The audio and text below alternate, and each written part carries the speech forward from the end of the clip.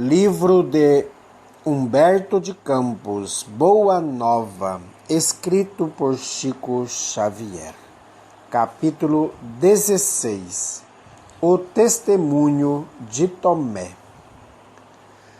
Conta a narrativa de Marcos que, voltando Jesus de uma das suas excursões, se encaminhou para o território de Dalmanuta, onde vários fariseus se puseram a discutir com ele para experimentá-lo.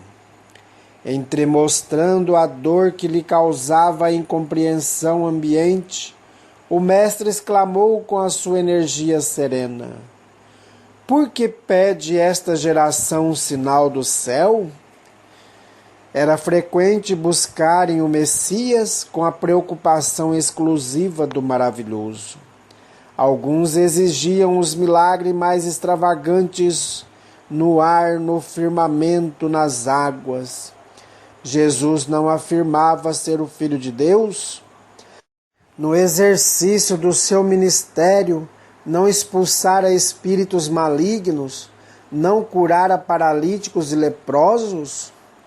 Os fariseus, principalmente, eram os que desejavam crer nos ensinamentos novos, mas dentro das normas do velho egoísmo humano, reclamavam prévias compensações do sobrenatural ao apoio do dia seguinte. De todos os discípulos, era Tomé o que mais se preocupava com a dilatação que lhe parecia necessária da zona de influenciação do Senhor junto dos homens considerados mais importantes e mais ricos. Não raro insistia com Jesus para que atendesse às exigências dos fariseus bem aquinhoados de autoridade e de riqueza. Naquele dia de breve repouso em Dalmanuta, o mestre descansava na choupana de um velho pescador por nome Zacarias, quando o discípulo surgiu inesperadamente, reclamando-lhe a atenção nestes termos: "Senhor, numerosos homens de importância estão na localidade e desejam o sinal de vossa missão divina." Reparando que Jesus guardara silêncio, Tomé continuou a falar, desejoso de acender entusiasmo em torno de seu alvitre. São altos funcionários de Herodes, em companhia de doutores de Jerusalém, que excursionam por estas paragens. Além disso, estão acompanhados de patrícios romanos interessados em conhecer o lago e as suas aldeias mais influentes. Esses viajantes ilustres fizeram-me portador de um convite atencioso e amável, pois vos esperam em casa do centurião Cornélio Cimbro. Jesus, entretanto, depois de longo silêncio, no qual pareceu examinar detidamente a atitude mental do interlocutor, perguntou com serenidade, mas em tom algo doloroso: "Que desejam de mim?" "Querem conhecer-vos, mestre", replicou o apóstolo mais confortado. "Não é necessário que me vejam a mim, mas que sintam a verdade que trago de nosso Pai", redarguiu Jesus com tranquila firmeza. Deixando transparecer o desgosto que aquela resposta lhe causava, Tomé insistiu: Mestre, atendei-os! Que será do Evangelho do Reino e de nós mesmos sem o apoio dos influentes e prestigiosos? Acreditais na vitória sem o amparo das energias que dominam o mundo? Mostrai-vos a esses homens, revelai-lhes o vosso poder divino, pois ademais eles apenas desejam conhecer-vos de perto."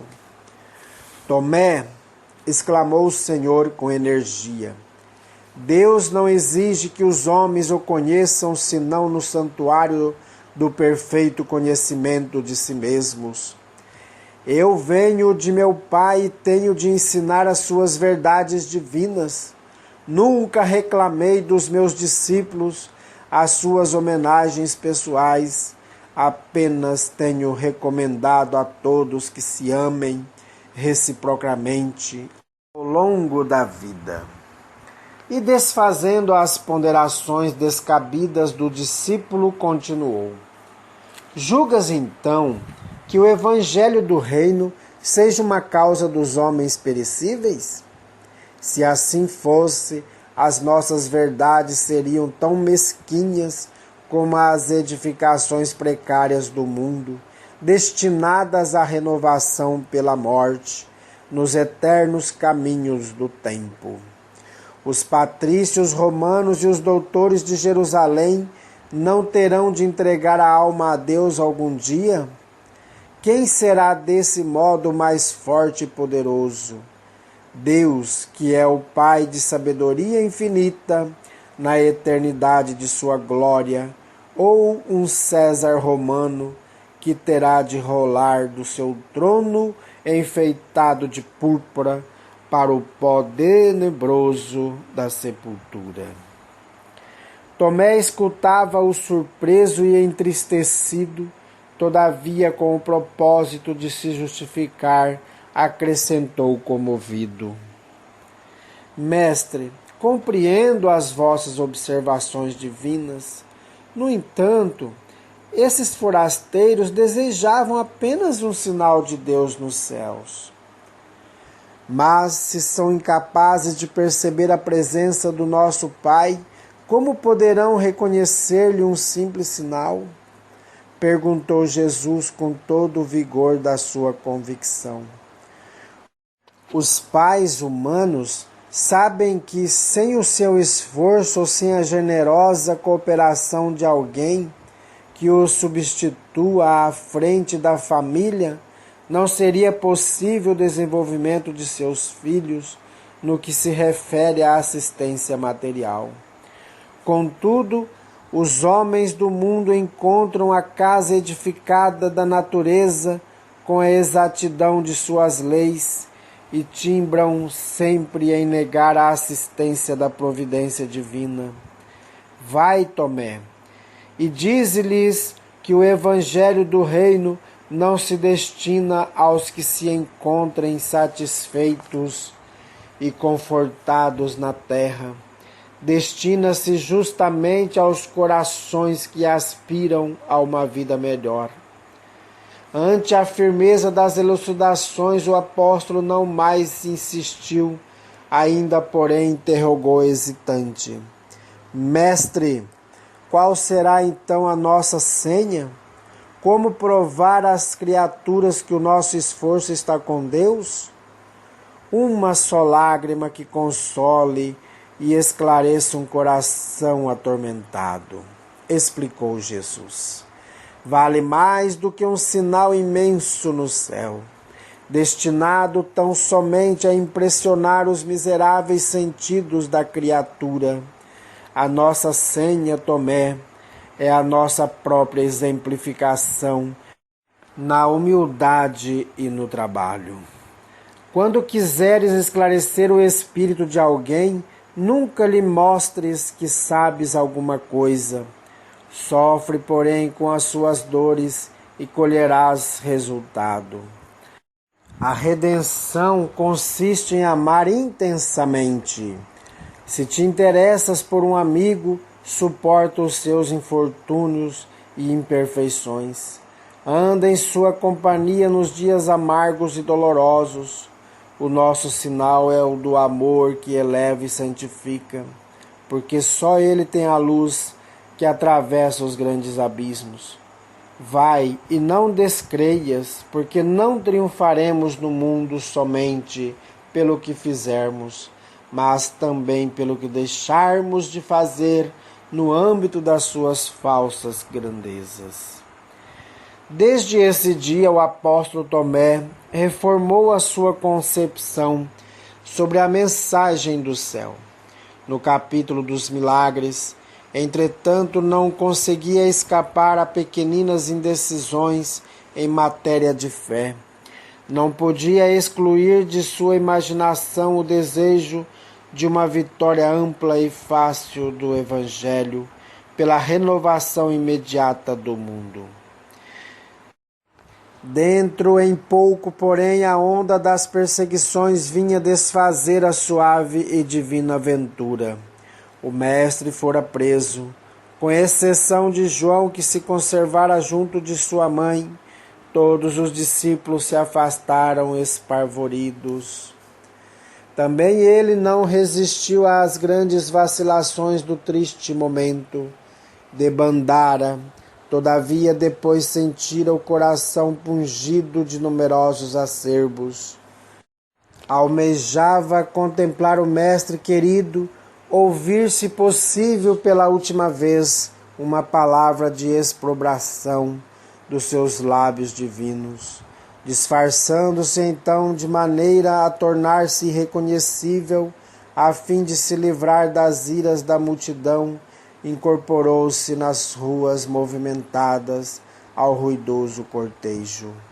Seu coração batia acelerado, rompeu a massa popular e aproximou-se do Messias, que encaminhava sob a cruz a passos vacilantes, seguido de perto pelos soldados que o protegiam contra os ataques da plebe. Sentiu que uma grande angústia lhe dilacerava as fibras mais delicadas da alma, contudo seguiu sempre até que o madeiro se ergueu, exibindo o sentenciado sob os raios do sol claro. No topo de uma colina, como para apresentar o espetáculo às vistas do mundo inteiro. Tomé contemplou fixamente o mestre e notou que o espírito se lhe mantinha firme. Sua fisionomia serena, não obstante o martírio daquela hora, não refletia senão o amor profundo que lhe conhecera nos dias mais lindos e mais tranquilos. Seus pés, que tanto haviam caminhado para a semeadura do bem, estavam ensanguentados. Suas mãos generosas e acariciadoras eram duas rosas vermelhas gotejando o sangue do suplício. Sua fonte, em que se haviam abrigado os pensamentos mais puros do mundo, se mostrava aureolada de espinhos. Tomé se pôs a chorar discretamente. Logo, porém, como se o olhar do mestre o buscasse entre os milhares de criaturas reunidas, observou que Jesus o fitara e, magnetizado pela sua feição divina, avançou hesitante. Desejava escutar daqueles lábios adorados a reprovação franca e sincera que merecia o seu condenável procedimento. Fugindo ao testemunho da hora extrema, aproximou-se ofegante da cruz e, deixando perceber que apenas cedia a uma necessidade espiritual, naquele instante supremo, ouviu Jesus dizer-lhe em voz quase imperceptível: Tomé, no Evangelho do Reino, o sinal do céu tem de ser o completo sacrifício de nós mesmos. O apóstolo compreendeu-lhe as palavras e chorou amargamente.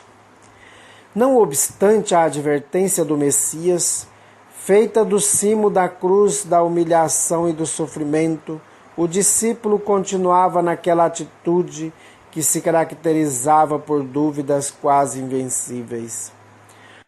Considerava o Cristo a mais alta figura da humanidade, tratando-se do amor que ilumina as estradas escabrosas da vida material. Mas, no que se referia ao raciocínio, Tomé mantinha certas restrições. Sua alma se deixava empolgar por inúmeras indecisões, quando a notícia fulgurante da ressurreição estalou em Jerusalém, por entre vivas manifestações de alegria. Maria de Magdala, Pedro, João, bem como outros companheiros, tinham visto o Senhor, tinham-lhe escutado a palavra consoladora e divina, incerto de si mesmo, quase vencido na sua escassa fé. O discípulo procurou os amigos diletos, ansiado pela manifestação do Mestre adorado.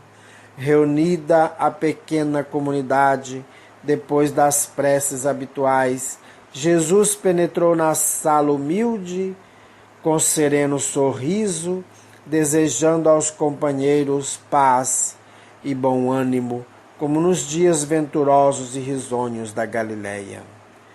Tomé, sentindo o coração bater-lhe precipitado, ergueu os olhos. O Senhor, percebendo-lhe os pensamentos mais ocultos, aproximou-se do discípulo de fé vacilante e convidou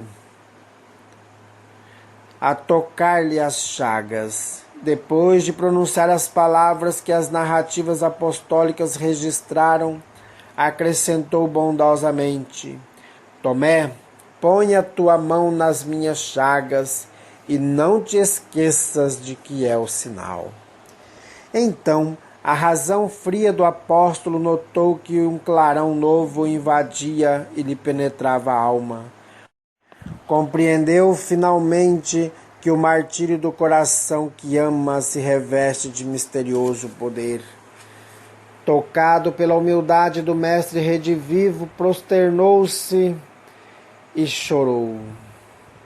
Suas lágrimas eram de ventura e lhe proporcionavam o espírito um júbilo, cujo preço torna todos os tronos da terra miseráveis e pequeninos. Sua alma acabava de vencer uma grande batalha. O coração triunfara do cérebro, o sentimento lhe acrisola a fé.